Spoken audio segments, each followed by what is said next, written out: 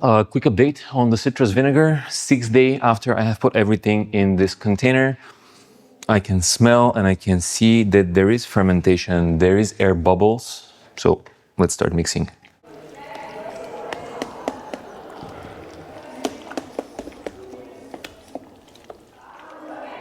As I'm mixing, I can see that everything has gotten a little bit more liquid. It's not so viscous anymore.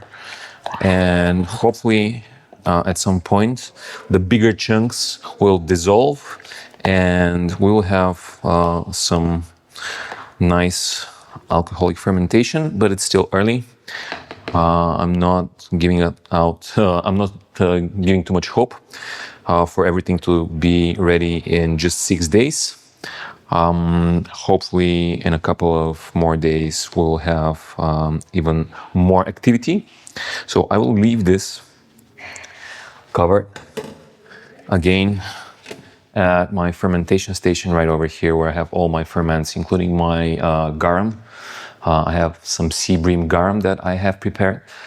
So I will leave this ferment here and we'll pick up maybe next week and see what is going on with the citrus vinegar and if the fermentation is going on.